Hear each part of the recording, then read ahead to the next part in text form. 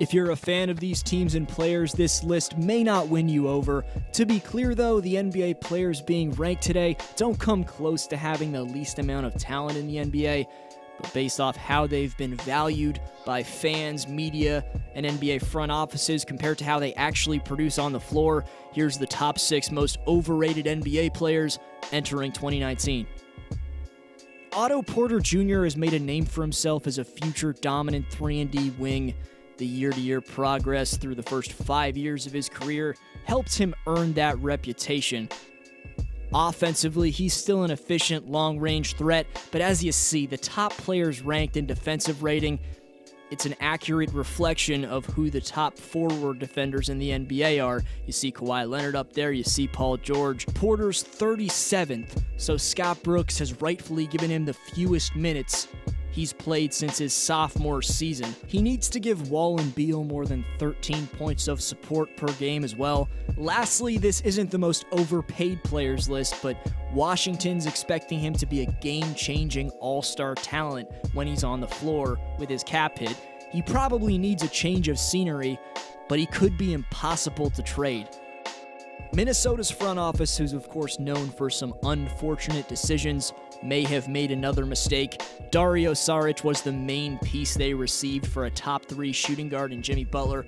Dario struggles with his lateral quickness when he switched on to guards in pick-and-roll situations.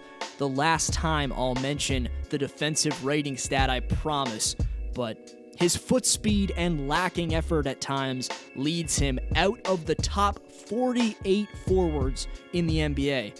If you're the Wolves, you have to wait for a better deal to come up than this one, and hang on to Jimmy Butler a bit longer. That's just my opinion.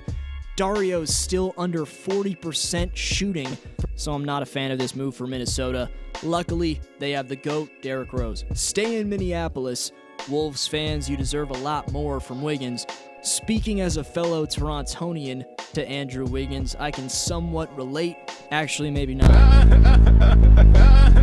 Wiggins was another guy moved for a franchise-type player in Kevin Love this time, and he's proven through 5 seasons now, most notably this year, that he can't become one himself. Poorly representing the North can definitely take a toll on a man. It's been an extremely rough start for the Wolves overall, considering all that's gone down. Unfortunately for Andrew, if basketball fans and Minnie are looking for a scapegoat, they have a perfect place to turn.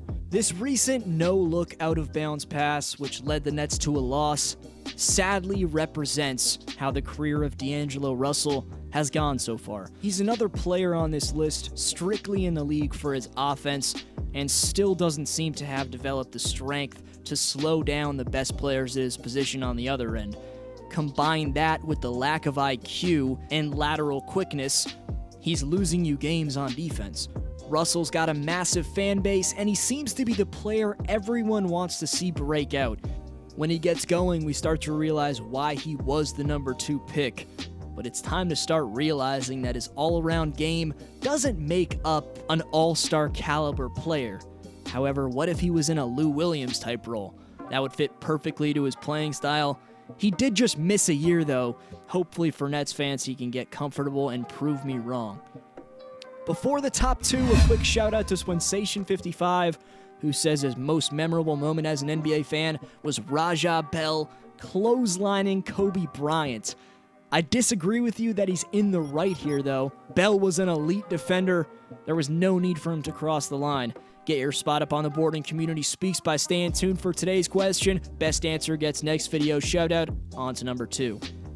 The amazing underdog story of 2018 was the 2 young Celtics wings leaving opposing defenders in the dust, possession after possession. Of course, they ended up leading a ridiculously injured roster 1 game, really 1 quarter away from an East Championship and the NBA Finals. Now these 2, who built up great chemistry, are forced to welcome a player at the same position as them. Also, he's going to require the ball and thrives creating offense just like them. It's easy to see how the foundation of a team can be screwed up by that, especially when there's a 4th member of the starting 5 who needs the ball. But it's an understatement to say Gordon Hayward hasn't been his all-star self. and he's tarnishing the development of players who are not so long ago, maybe still, thought of as future generational talents. Still speculated by fans to be picked up by elite teams after he's proven to be a team killer. Yes, he's not in the league, but Carmelo Anthony has to have this #1 spot. Here's why. The future Hall of Famer's reputation has taken him far enough to the point where he's refused to come off the bench when it was clearly the best thing for the team. He hasn't been himself in years and still just had the opportunity to play on a contender this season. He could still be a good role player in very limited minutes, but the drama he brings may be too much for teams to want to take on. There was a rumor about the Celtics. The Celtics recently just said they weren't interested. The waving must wake Melo up, bottom line.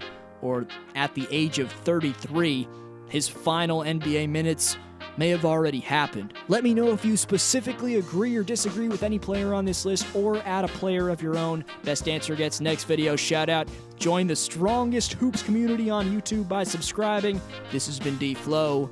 See everyone next video. Hey P, they said I gotta come off the bench.